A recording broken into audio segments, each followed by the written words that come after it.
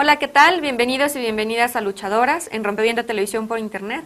Yo soy Lulú Barrera y como cada miércoles, el día de hoy vamos a platicar con una mujer que nos va a llevar a conocer nuevos temas y luchas desde su trinchera. El día de hoy vamos a platicar con Yasnaya Elena Aguilar Gil acerca de las lenguas indígenas en México, cuál es la lucha para su revitalización, para su conservación, para que se sigan hablando y cuáles son los antecedentes de los cuales viene esta historia de resistencia también. En México están reconocidas la existencia de 68 agrupaciones lingüísticas distintas, cada una con distinto número de variantes al interior de cada agrupación, como ya vamos a platicar con Yasnaya en mucho más detalle. Las lenguas, desde un punto de vista estrictamente lingüístico, todas son iguales, es decir, todas son sistemas complejos de comunicación que se valen de múltiples normas distintas, de léxicos, es decir, de conjuntos de palabras, de vocabularios distintos, y todas son un ejercicio complejo del ser humano para la expresión, ¿no?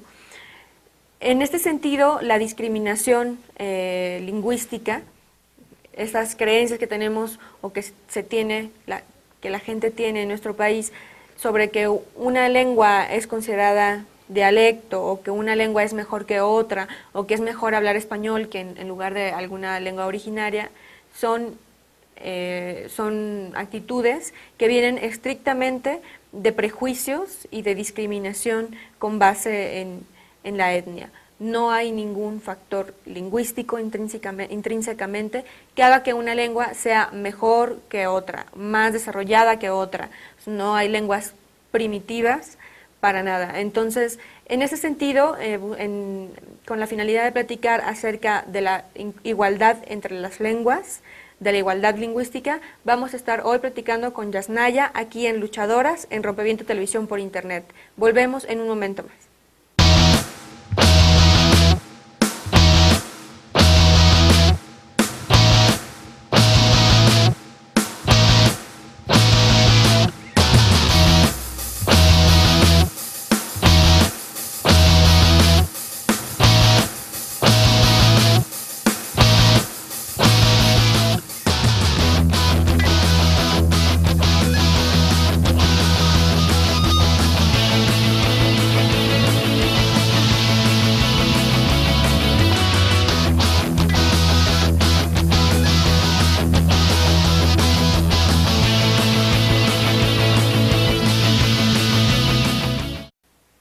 Hola, ¿qué tal? Estamos de vuelta aquí en Luchadoras.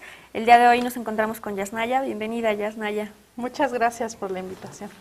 Yasnaya es licenciada en Lengua y Literatura Hispánicas. Ella actualmente está cursando la maestría en Lingüística en la UNAM y está trabajando en una tesis que se dedica a estudiar el español, el español antiguo, pero ella tiene una gran trayectoria de lucha por la reivindicación lingüística de lenguas indígenas originarias. Ella es hablante nativa del Mije, o también conocido como Ayuk, y ella se dedica al estudio y difusión de la diversidad lingüística en México y sobre todo de las lenguas que están en desaparición. Tiene un blog que ustedes pueden consultar en internet, donde habla acerca de todas estas preguntas en Este País, en la revista Este País, y el blog es un blog sobre diversidad lingüística que se llama EPESH. EPESH. ¿Y qué significa EPESH? 20. 20 en Mije. Ajá. Y es un número muy importante porque es el nombre de una montaña que es una montaña sagrada para nosotros, es el EPESH. Y además nuestra numeración es base 20 y como que el 20 es una cuenta completa. Y entonces yo creo que la diversidad nos hace más completos y entonces por eso habla de esto, ¿no? De como una utopía de alcanzar un 20 en un sentido más abstracto, en un sentido completo. Muy bien. Pues en realidad, a partir de esta reflexión en torno a tener un sistema numérico propio, por ejemplo, es que me gustaría empezar a platicar contigo sobre qué es una lengua, ¿no? Una lengua no es solamente un sistema de expresión. O sea, no solamente es con lo que hablamos siempre. O sea, yo creo que tendemos a menospreciar el rol complejo que tiene una lengua, porque las lenguas reflejan una cosmovisión, una manera de entender al mundo. Y bueno, tú nos decías que hay formas de concebir una lengua desde lo político o desde lo gramatical. Ajá. Bueno, una de las grandes preguntas que siempre se hace es como, bueno, que siempre nos hacen es como ¿cuántas lenguas hay? Entonces, o la diferencia entre lengua, idioma o sistema lingüístico, gramatical. Y entonces esto me lleva a pensar es que depende de cómo es que tú definas una lengua. Por ejemplo, en el caso uno podría hablar de si existe un solo chino o no, o si es un solo pueblo o no. Y por ejemplo, es muy evidente en el caso del mixteco o de las lenguas mixtecas, depende. Entonces, si tú tomas lengua y la defines como un idioma que tiene un estatus de reivindicación, como un estatus político, que es lo que pide, por ejemplo, la Academia de la Lengua Mixteca, que asume que es una sola lengua con muchas variantes, entonces tienes que el mixteco es una lengua. O un idioma, porque hay un posicionamiento político atrás de eso, ¿no? Un posicionamiento reivindicativo, o sea, político en este sentido, como cultural reivindicativo. Y si tú lo ves desde lengua como un sistema lingüístico gramatical, entonces puedes tener muchos sistemas lingüísticos y hablar de las lenguas mixtecas. ¿Quién tiene la razón, por así decirlo? O sea, ¿es una o muchas? Depende. O sea, depende de lo que estés queriendo ver. Y de la decisión de los propios hablantes, o sea, cómo la conciben. Pero eso no quita el hecho de que cada uno sean muchos sistemas lingüísticos muy distintos entre sí, lo cual también lo hace muy diverso y muy rico. Entonces, y también yo creo que en cada lengua, además del sistema de comunicación, uno tiene cariños, está empapado de cosas también culturales, pero otra parte no. Entonces la relación entre cultura, pensamiento, lengua siempre es muy complejo, más complejo del que normalmente imaginamos. Y tampoco es determinante, es decir, sí hay una relación muy fuerte entre cultura y lengua, pero no determinante. Es decir, yo puedo entender otras categorías culturales, otras categorías lingüísticas desde mi propia lengua. Entonces, como cada lengua, puedo hablar de cosas muy locales o muy culturales, pero también de cosas que nada tienen que ver más con allá del contexto. Entonces, en esta parte como de la discriminación, también pareciera que hay una implicación, ¿no? Hay gente que dice, yo quiero aprender inglés porque es una lengua universal, en cambio el mije es muy local. Y no es verdad, es decir, yo en mije puedo hablar del átomo y puedo hablar de mi sistema de numeración, puedo hablar en mije sobre cómo funciona el mije, o puedo hablar de la gramática del japonés. Entonces todas las lenguas me permiten hablar de todo. Entonces eso es como muy, muy rico. Claro, no hay contenidos dentro de un diálogo limitados por la lengua. Exactamente, que a veces esto de que la lengua es como un gran reflejo de la cultura, es verdad, pero también es importante mencionar que no es determinante, ¿no? Entonces, esencialmente es un vehículo de expresión exactamente, de toda la existencia. de toda la existencia y de lo que haya, y todas las lenguas del mundo lo son. Entonces eso es muy bonito, ¿no? Es poder hablar de lo que yo quiera. En ese sentido son iguales. En ese sentido son iguales. En ese sentido, todas las lenguas son universales y todas las lenguas son locales, al mismo nivel. Claro. Platiquemos un poco de lengua materna. Ajá. Cuando nosotros vamos ya con una intención expresa de aprender una segunda lengua a alguna escuela de cualquier idioma, ¿no? Francés, inglés, náhuatl, maya, zapoteco.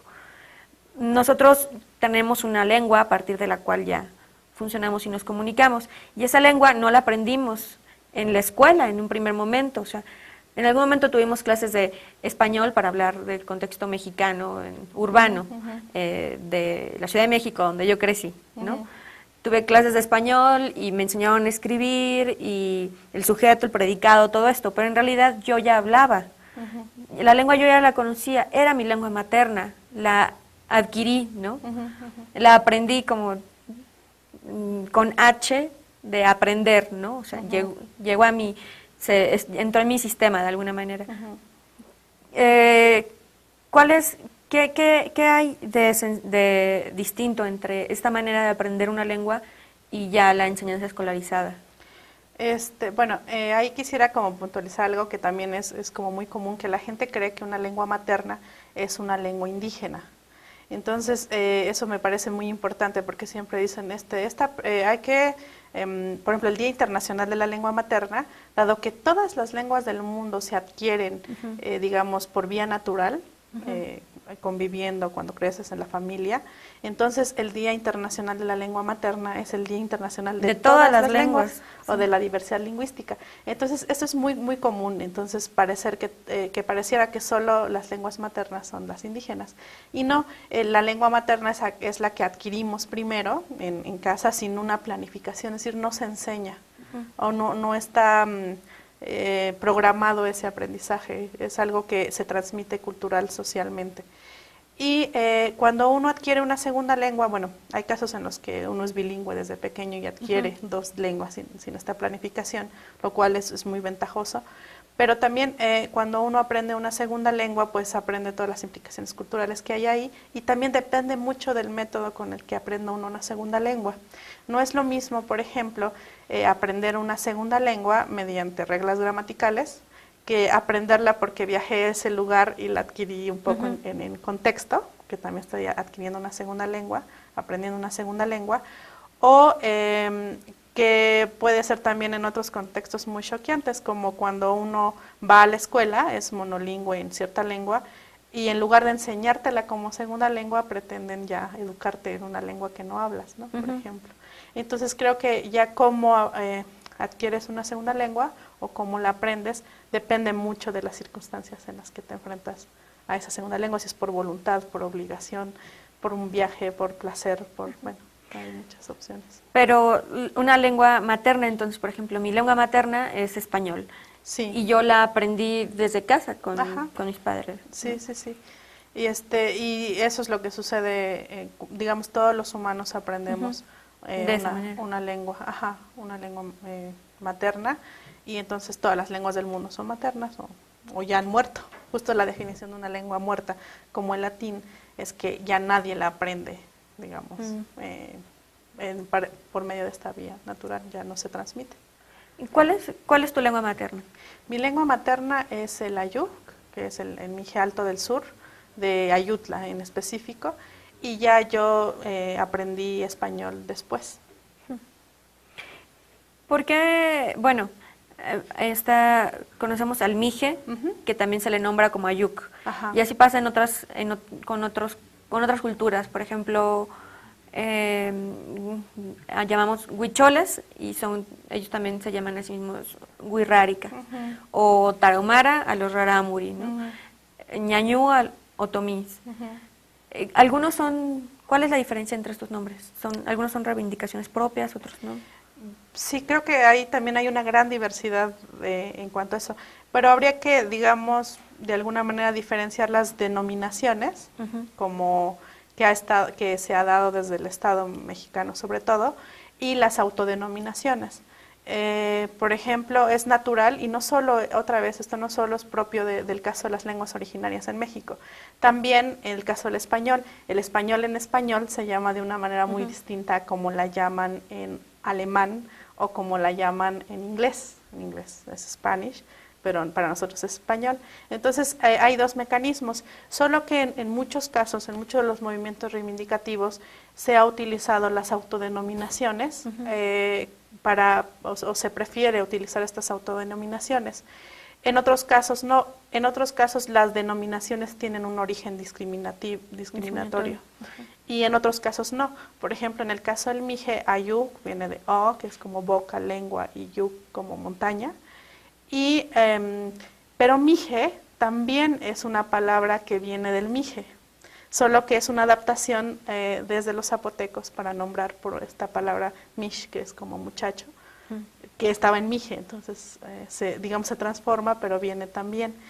Y depende de cada movimiento, hay unos en los que prefieren utilizar las autodenominaciones y otros en los que prefieren utilizar las denominaciones. Y esto también es un proceso muy interesante de saber quién nombró a quién. Es decir, es probable que mije, por ejemplo, es desde la mirada zapoteca, pero tomando una palabra del mije. En otro caso viene desde el náhuatl. Entonces, la historia de cada uno de los nombres de los pueblos originarios en México es muy interesante, Sí. porque no tienen los mismos orígenes ni reflejan lo mismo necesariamente. Pero pueden o no estar cruzadas por relaciones de poder. Exacto, puede o no, ajá, y puede o no estar siendo utilizada para reivindicación o no. Y también es importante considerar que dentro de cada pueblo originario en México, la autodenominación cambia, porque como son sistemas lingüísticos distintos, yo le digo a lo que yo hablo o me considero Ayuk, pero puede que en otro caso sea Ayuk, digo, seguramente lo esté pronunciando mal porque no es de mi sistema lingüístico, en otro caso sea Uyuk, en otro caso sea Ayok, en otro caso, es decir, entonces es importante saber también cuando yo selecciono Ayuk o Ayuk o Ayuk o Ayok, qué es lo que estoy seleccionando. Y a veces estas reivindicaciones toman una sola de esas porque tal vez la lucha viene de esa parte, pero hay una gran diversidad dentro de las mismas autodenominaciones. Ok. Bien, vamos a ver ahora unos pequeños videos de niños que están hablando acerca de sus lenguas y de derechos de los niños en sus lenguas originarias, sus lenguas maternas. Estos son videos realizados por el INALI, el Instituto Nacional de Lenguas Indígenas, y volvemos en un momento más aquí en Luchadoras platicando con Yasnaya. Todas las niñas y los niños de México tenemos derecho a que nos protejan y defiendan para no ser discriminados por la lengua que hablamos. Tiknekin, Tichpalehuican, Tichtlapilican, Paramacazán, Tichnahuil Tirinemican, Ikaken, Tehuame, Tlatowan, Tech Ignoitan. Náhuatl.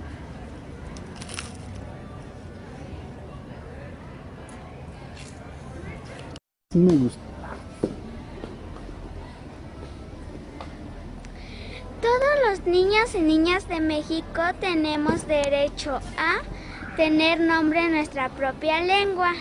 Yacanbil, Tamasecoptic, Celtal.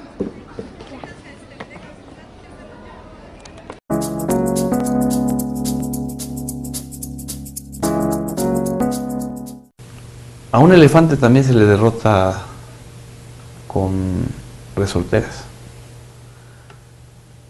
A un elefante también le hace falta la gracia de una gacela. Y los medios alternativos son como la gacela frente al elefante.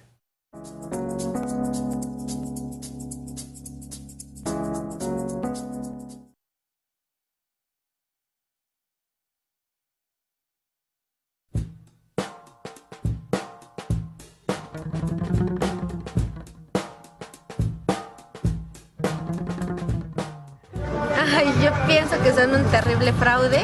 Porque siempre te tratan de dar un mismo mensaje. Por eso digo, para nosotros todo es ridículo. Bueno, mira, la verdad es que ya no son creíbles muchas cosas, ¿verdad? Manipulan muchos asuntos. O sea, siempre es como una gran mentira sobre una mentira tapando una mentira.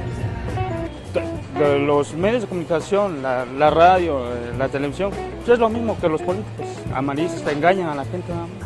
Que lo que no pasa en la televisión no existe. Lo que es el internet muestra a veces mucho lo que es la verdad. Que estemos ahí siendo protagonistas, ya no espectadores, ¿no? Creo que eso sería para mí el sueño ideal con los medios. Ajá. Rompevientos. ¿Rompe qué?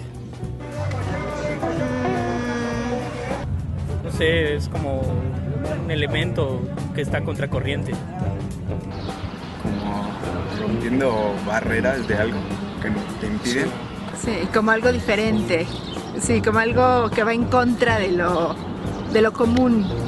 Romper como barreras o pasar. Cambia la dirección de lo que hemos venido, lo que hemos estado viendo últimamente. Lo que hemos estado viendo siempre, tal vez. Es un cambio. Como romper una barrera, un mito. ¿Qué pasa si rompe todo, no? O es lo que yo me imagino. ¿O qué es?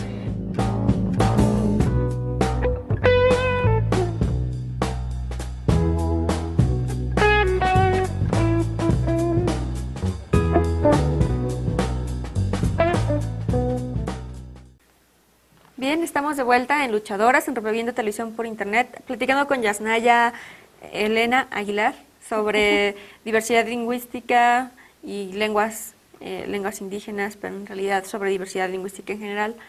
¿De qué hablamos cuando hablamos de diversidad lingüística? Sí, luego es como muy común hablar de diversidad lingüística como refiriéndose a la diversidad de las lenguas originarias versus el español. Sin embargo, a mí me gustaría como recalcar que cuando hablamos de diversidad lingüística, estamos hablando también de la diversidad de todas las lenguas que se hablan en México.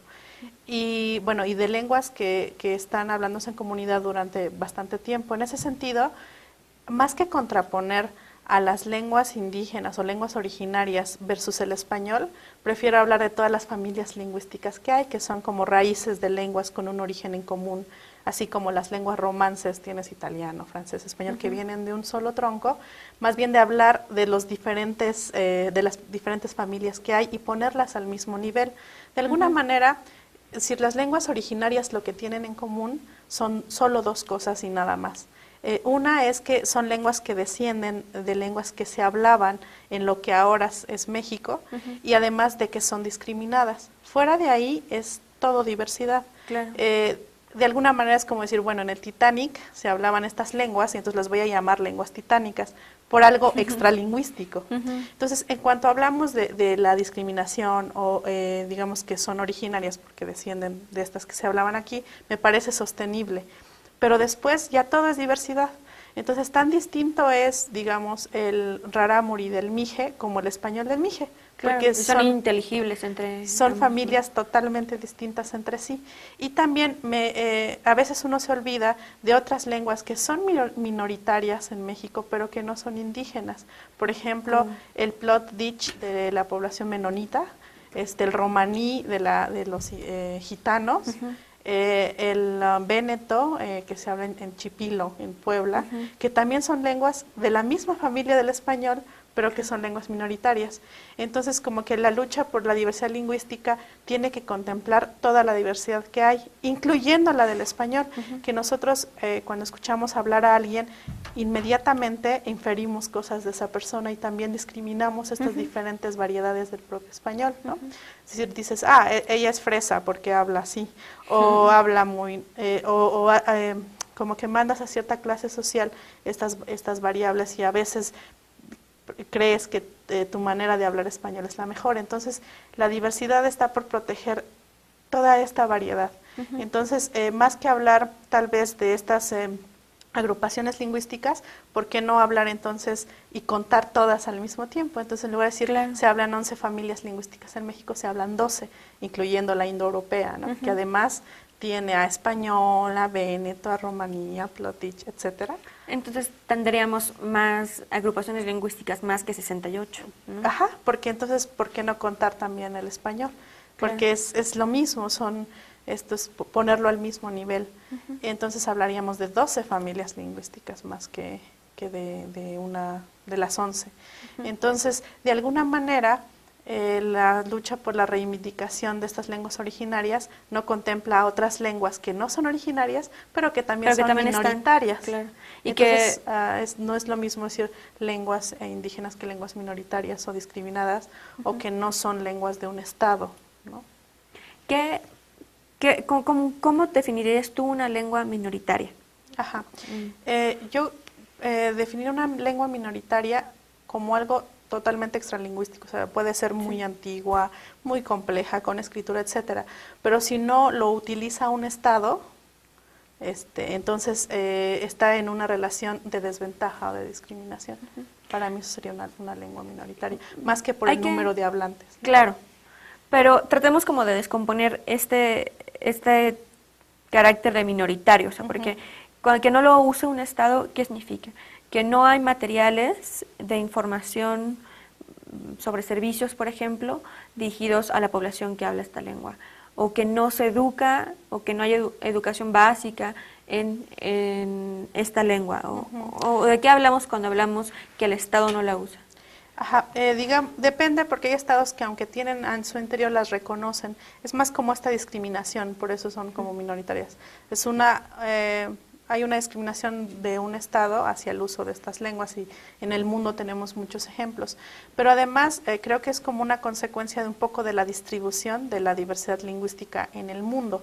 En el mundo hay aproximadamente, hablemos, como unos 7,000 lenguas distintas y la mayor parte de la población, como el 90%, habla nada más 11 lenguas. ¿Qué quiere decir? Que la mayor parte de la diversidad lingüística está depositada en la menor proporción de población.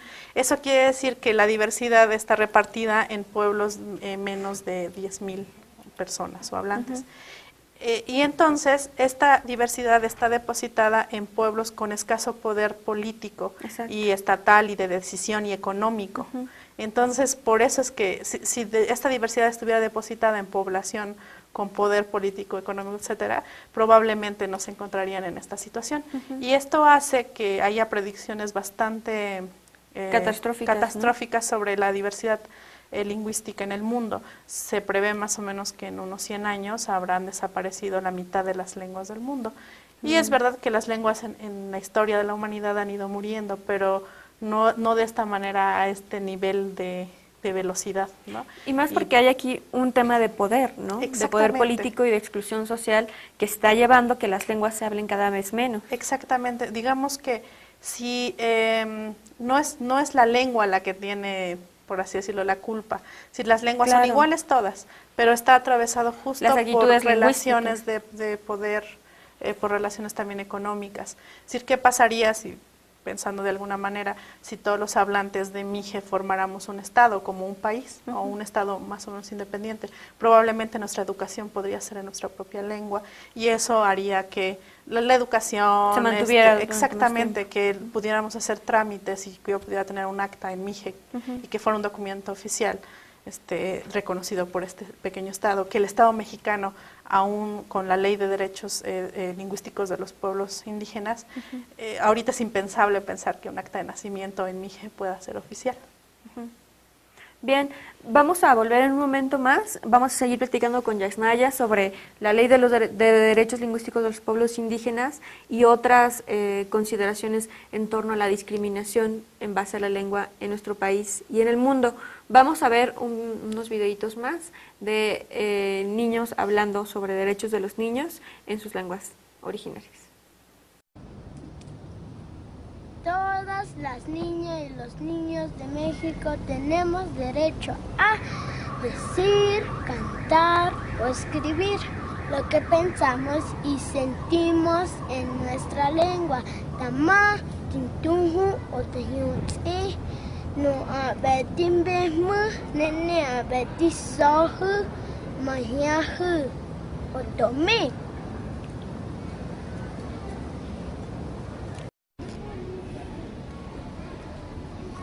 Todos los niños y las niñas de México tenemos derecho a comunicarnos en la lengua que cada quien hable. Xcopopactil, tabachilcop, tayun, tecuxixcaltic, sotil. ¡Adiós!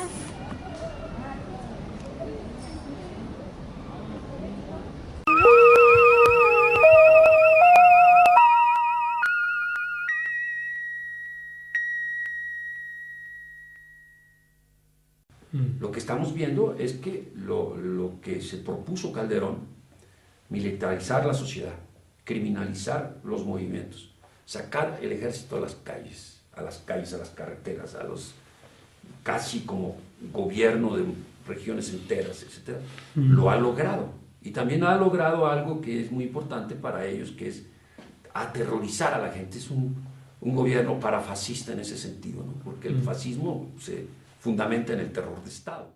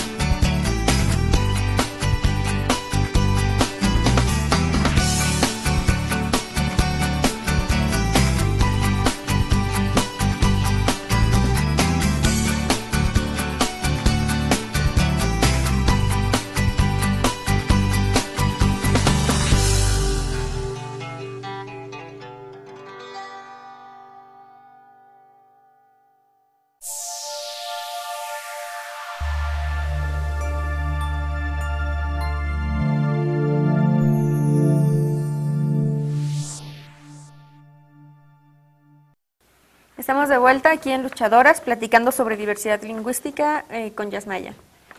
Yasnaya, a veces, bueno, ya platicamos acerca de las lenguas, de qué caracteriza una lengua y de cómo todas las lenguas, desde el español, el véneto, etcétera, y las lenguas originarias como el maya, el náhuatl, son iguales. Pero es una práctica común que algunas personas le digan o nombren a las lenguas indígenas específicamente como dialectos. Entonces, por ejemplo, está hablando su dialecto, no lo entiendo. Y eso en realidad es una práctica discriminatoria, ¿no? Es porque un dialecto no tiene lingüísticamente la misma complejidad que una lengua. Entonces, de alguna manera, ese mecanismo, digamos, de no reconocer que es una lengua, es un mecanismo de no reconocer también a la persona que lo habla. ¿No crees? ¿No? Sí, exactamente. A mí, a estas alturas, digamos, a veces todavía me sorprende muchísimo, pero es una creencia súper extendida de que las lenguas originarias son dialectos y no tiene ningún sustento científico de ningún tipo. Es decir, es solamente una manera de discriminar o evidencia relaciones discriminatorias. Tal vez muchas personas no lo hacen con ese afán, pero es muy, muy importante, creo, repetirlo una y mil veces, porque es impresionante que siempre se encuentra uno con esta diferenciación. Y cuando le preguntas por qué crees que es dialecto, las razones que siempre se dan no son lingüísticas en lo absoluto. Y es muy curioso, ¿no? Porque, por ejemplo, en las gramáticas coloniales que se hicieron, siempre se habla del arte de la lengua tal, y entonces ya después como que se utiliza este dialecto, entonces hay que insistir una y otra vez, y yo creo que las que sean necesarias para decir, no son dialectos, son lenguas, no son dialectos, son lenguas, ¿no? En todo caso es muy, muy interesante. Y además yo creo que este hecho de decirles dialecto también afecta a la población que no habla la lengua, porque es muy curioso que México, todo el mundo habla de que es un país multilingüe, que hay 12 familias lingüísticas aquí, que son muchísimas menos de las que hay en toda Europa, o sea, que es impresionante, pero siendo un país multilingüe, los habitantes no lo somos. Lo más natural en este país es que la gente sea monolingüe. Monolingüe, bueno, lo más natural, lo más frecuente, pero monolingüe del español. Y una gran proporción de los bilingües somos indígenas. Entonces, la población que es monolingüe en español, al discriminar, también se está afectando a sí misma porque está, de alguna manera, limitándose y perdiendo la gran oportunidad y todas las ventajas que tiene de ser, por lo menos, bilingüe, ¿no? Claro. Entonces, hay una...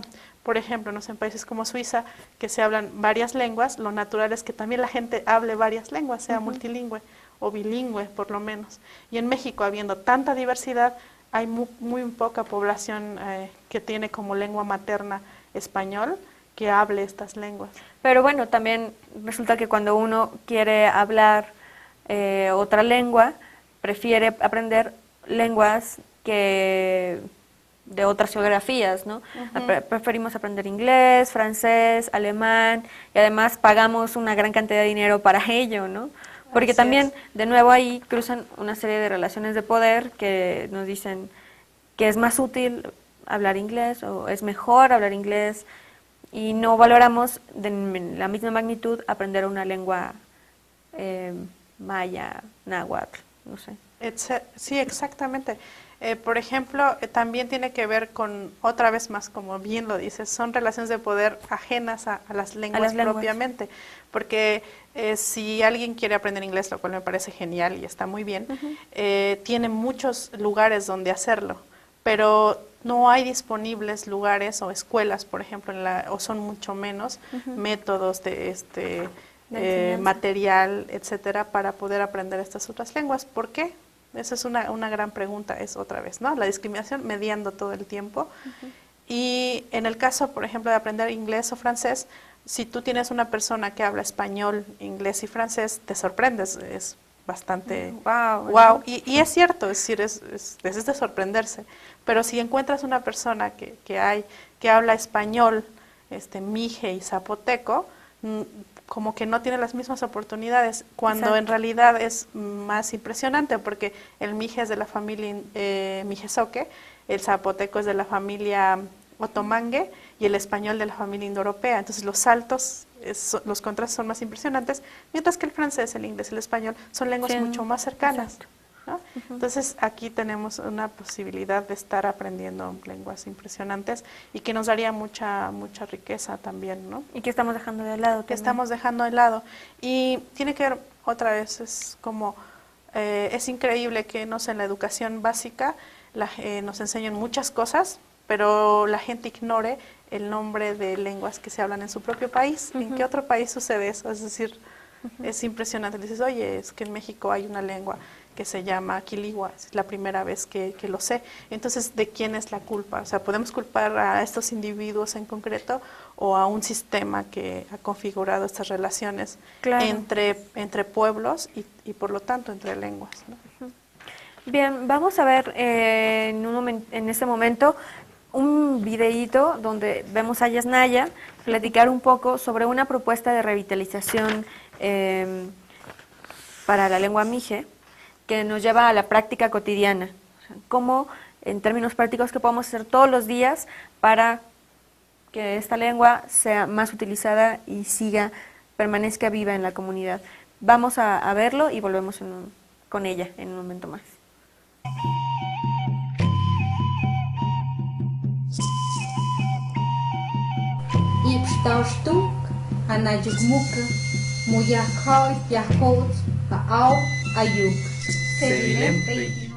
Revitalización lingüística con la compañera Yasnaya Elena Aguilar. Esta ponencia trata más bien sobre acciones cotidianas que puedo hacer para revitalizar la lengua. Uno de los problemas que siempre discutimos en cada Cevilem es cómo escribir la lengua. Pero ahora tenemos un nuevo reto. El reto es que ya no se está hablando, pero cada día es más grave. Entonces el reto va a ser, ¿qué va a pasar en 30 años en la Cevilem?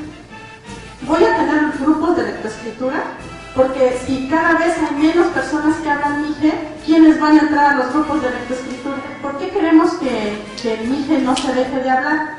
Porque alguien puede decir, pues mira, cuando yo hablaba mije me pegaron, no tuve oportunidades de trabajo, me maltrataban, me discriminaban. Y ahora, miren, mi hijo no lo necesita, mi hijo está muy bien, va a la escuela, no tiene problemas de hambre, nadie le pega, tiene mejor futuro que yo, y él no habla mije. Eso quiere decir que entonces el mije no es necesario. Entonces, además de la respuesta de lo valioso que puede ser culturalmente, es que las personas ya no les está siendo valioso en la vida cotidiana. O sea, ¿por qué está pasando eso?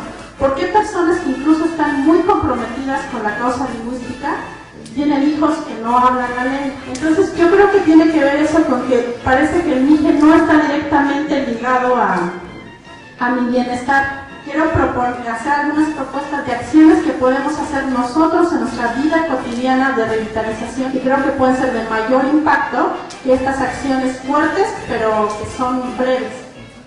Si eso no se lleva a cabo como un hábito, así como lavarse los dientes, así usar mije, va a ser muy difícil. Va a quedar nada más para ciertos momentos como ahorita. Entonces, en otros países se calcula más o menos que de las lenguas que hay, creo que son aproximadamente 7.000 en el mundo, en los próximos 100 años se van a perder la mitad de esas lenguas. Entonces nosotros tenemos que preguntarnos si queremos que la Ayuk esté en la lista de las lenguas que ya murieron. Porque va a un paso muy rápido. Los abuelos son monolingües mije, los papás que son bilingües, español con mije. Luego tenemos al hermano mayor, que puede ser bilingüe, español mije. Luego al hermano del medio, que habla español y mije no más lo entiende. Y al más chiquito, entonces imagínense que de una generación a otra se puede perder. Entonces quisiera hacer algunas propuestas cotidianas. Por ejemplo, la lengua maorí que se habla en Australia, se dieron cuenta que esta lengua se estaba perdiendo. Entonces lo que hicieron fue, en lugar de enviar a los niños a kinder, o algo similar, enviaron a los niños a que fueran cuidados desde la guardería, por así decirlo, por los abuelitos.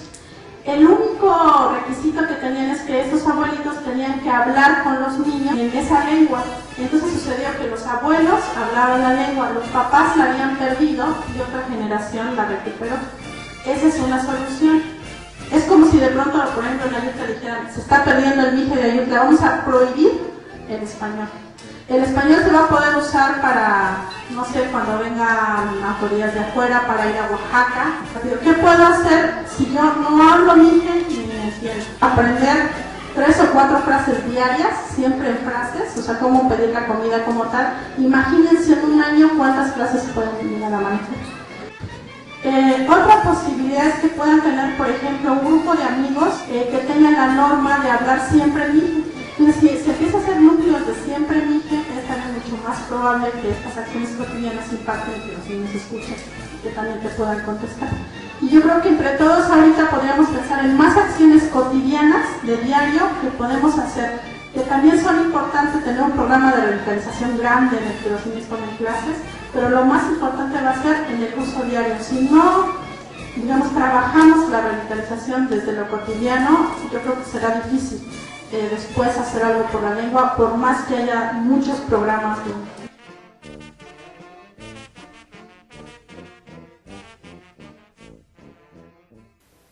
Bien, estamos de vuelta en Luchadoras, platicando con Yasnaya acerca de diversidad lingüística. Yasnaya, quisiera leer una definición de qué es una lengua en riesgo, de acuerdo a la UNESCO, para que a partir de ahí podamos platicar. Dice la UNESCO que una lengua en riesgo es aquella que cuando en la comunidad un 30% de sus niños no la aprende. Y entre las razones para que esto ocurra está el desplazamiento forzado de la comunidad, el contacto con una cultura más agresiva o acciones destructivas de los miembros de una cultura dominante sobre otra. ¿Qué piensas tú de esta definición? Me parece una definición muy práctica, pero digamos, yo prefiero pensar que toda lengua que está siendo discriminada está en riesgo, porque cuando una lengua empieza a no transmitirse a los hijos, muchas veces la gente piensa que en ese momento está surtiendo efecto o es por discriminación de ahora, y no es verdad. Para mí, en cuanto se interrumpe la transmisión de madre a hijo, bueno, de padres a hijo, es porque esa lengua ya fue discriminada durante mucho tiempo, es ya como el último paso, ¿no? En el que es así de, ya te dijeron que no, que está mal, etcétera. Porque es muy fuerte, no sé, pienso en una persona, o pensemos en una persona que habla español, que tiene un hijo, lo más natural es que le hable en español. Hay tanta discriminación que en estos casos uno prefiere hablarle en una lengua que no es la materna, en una relación tan personal o tan íntima como es con un hijo. Entonces ya ha sido tan discriminada durante tanto tiempo que ya es el resultado último. Y en ese sentido yo creo que todas las lenguas que son discriminadas están en riesgo. Hay muchos mecanismos de control sobre la lengua y sobre las lenguas, ¿no?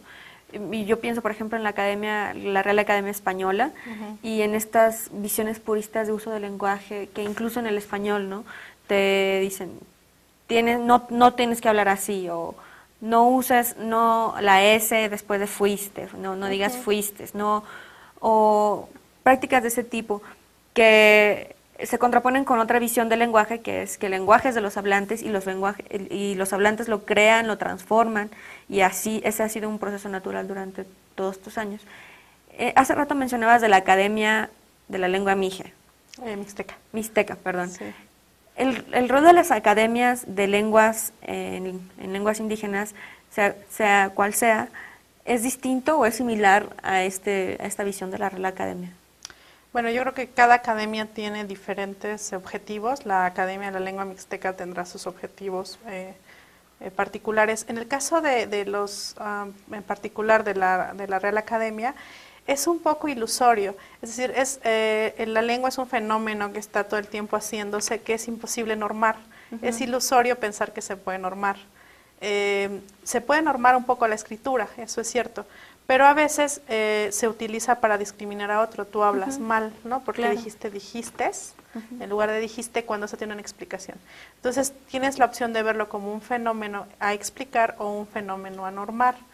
Pero no hay lenguas puras, es decir, es una cosa muy insostenible.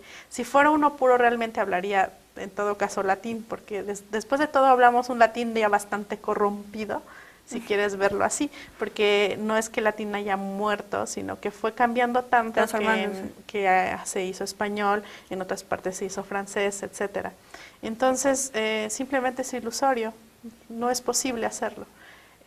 Seguir estas reglas tal vez para la escritura, para una mejor comprensión entre todos, y no es que sea mejor, pero hay que tener mucho cuidado cuando uno, a veces si uno discrimina al otro por el color de su piel, por la forma de su nariz, por rasgos físicos, ya está bastante mal visto, ¿no? Está mal, pero si uno se burla de alguien porque dijo dijistes, no se ve tan mal. Parece que la discriminación lingüística todavía está aceptada, ¿no? Ajá, exactamente.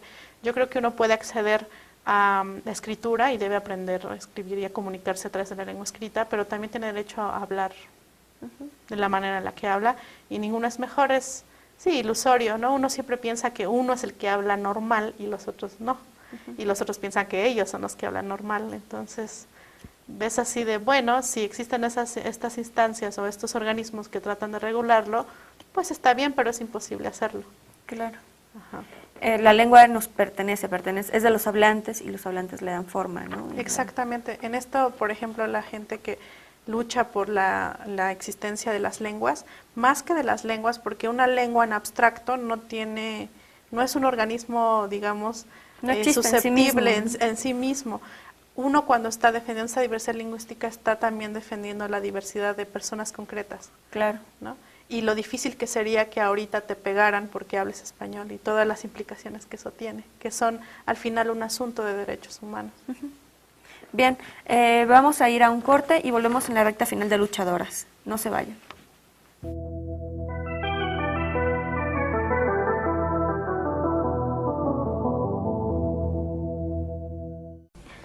Porque los violentos han hablado demasiado, o sea, porque el discurso de los violentos es el que está siempre en los medios, y porque las víctimas tienen que hablar, ¿no?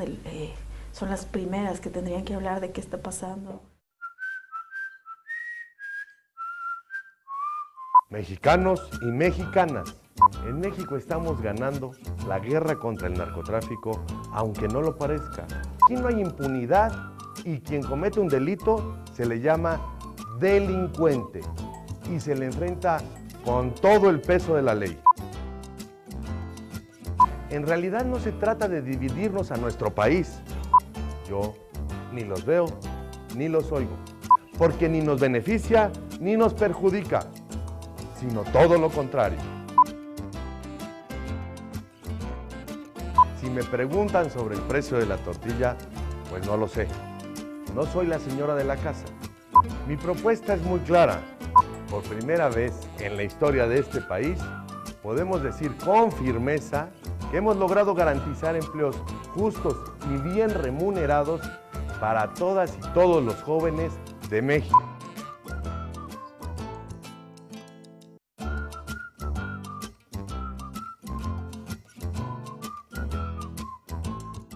Muchas gracias.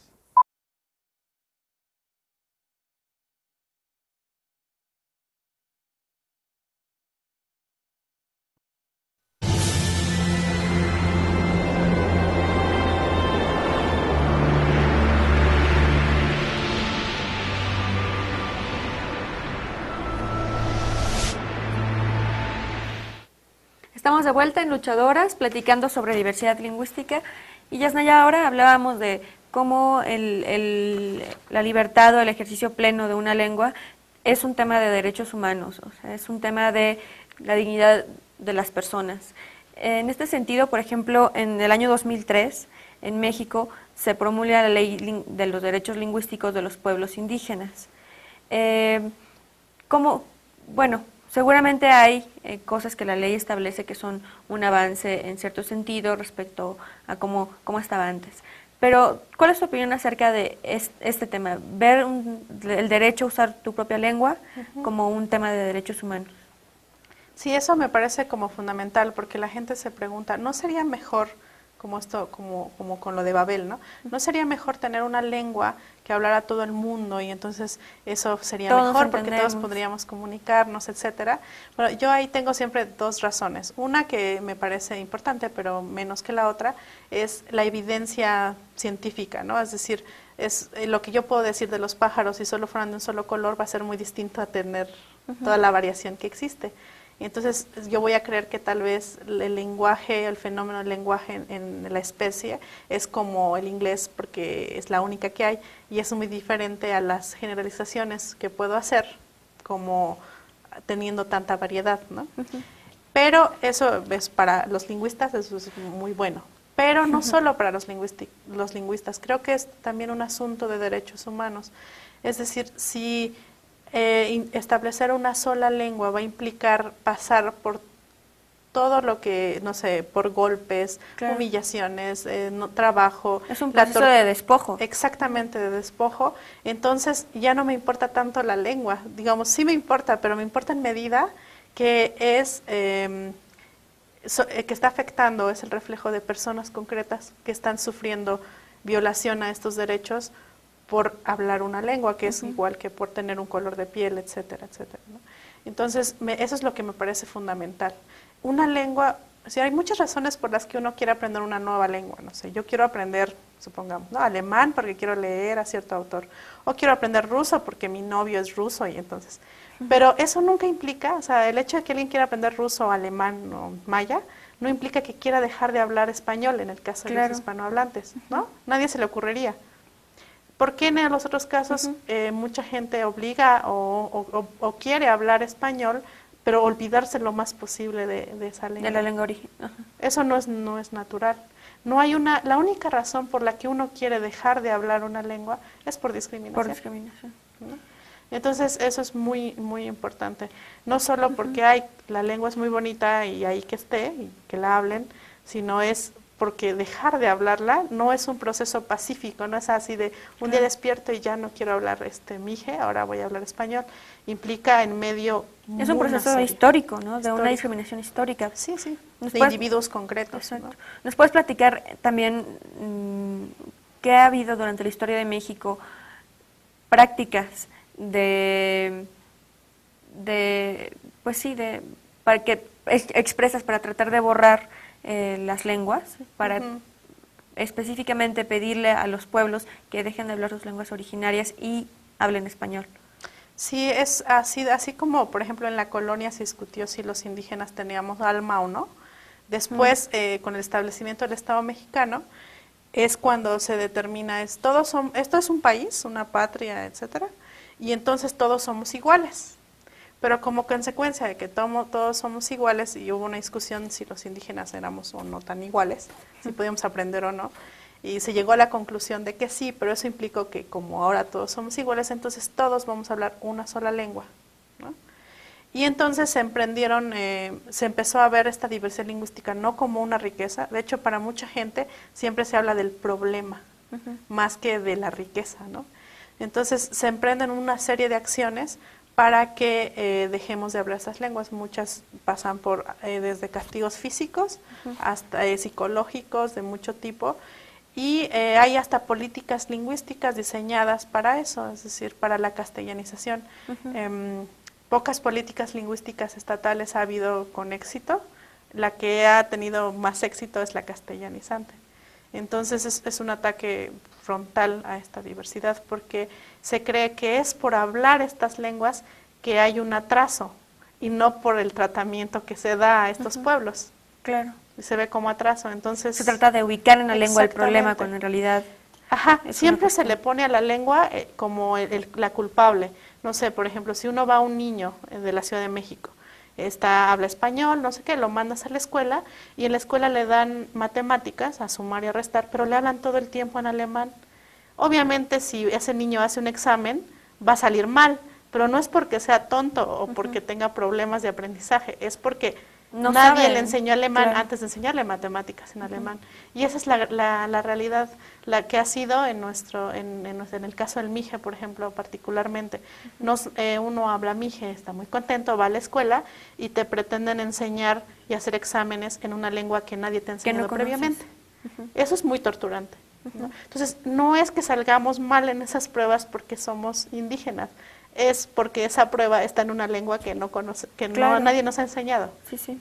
¿No? Entonces otra vez, entonces la solución es deja de hablar esa lengua Pero uno diría, bueno, nos van a dar una clase de español como segunda lengua, como cuando uno va a una clase para aprender inglés.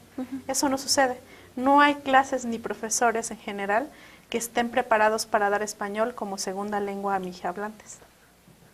Porque el tema es que la igualdad no, o sea, la diversidad y la igualdad no están peleadas, o sea, la igualdad de derechos es justo respeto a la diversidad, ¿no? Exactamente. Entonces, ¿qué podemos hacer para, digamos, tratar de tener unas relaciones interlingüísticas mucho más sanas, que beneficien a todos? Y creo que es muy importante tratar de aprender. Es decir, si yo aprendo una de estas lenguas, voy a entender mucho mejor. Y además de entender mucho mejor, voy a enriquecerme a mí mismo, ¿no? Y a contribuir a que permanezca viva, para que se permanezca... Para que permanezca usando, ¿no? Exactamente, y lo que gana uno personalmente también es impresionante. Todas las ventajas del bilingüismo, ¿no? Personales. Y trabajar muchísimo con la población que no habla, o sea, que es hablante de español como lengua materna. Normalmente se cree que el asunto indígena es solo de indígenas, y no, es una relación completa. Que es parte de lo que tú has criticado de la Ley de Derechos Lingüísticos, ¿no? Que se enfoca solo a reconocer la diversidad lingüística de los pueblos indígenas y que son políticas focalizadas para trabajar solo con población indígena, cuando en realidad debería ser algo que se aborde en general con toda la población. Sí, bueno, sí la ley, pero más que la ley también como la perspectiva de trabajar como si eso fuera solo exclusivo. Como si habría que trabajar en convencer a la gente en que siga hablando, en lugar de convencer a otros que dejen de discriminarlas, ¿no? Claro. Sí hay trabajo también con hablantes de español, pero es mucho menos en comparación. Y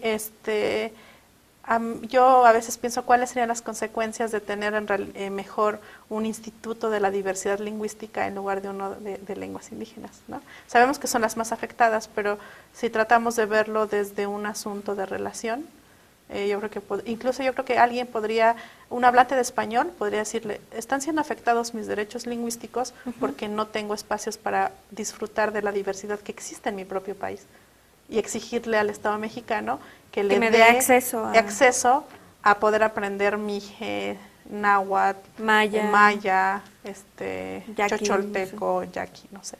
Entonces también los derechos lingüísticos de estas personas, de los mexicanos en general, están siendo violentados y se puede exigir, ¿no? Bien, pues te agradezco muchísimo haber estado con nosotros el día de hoy.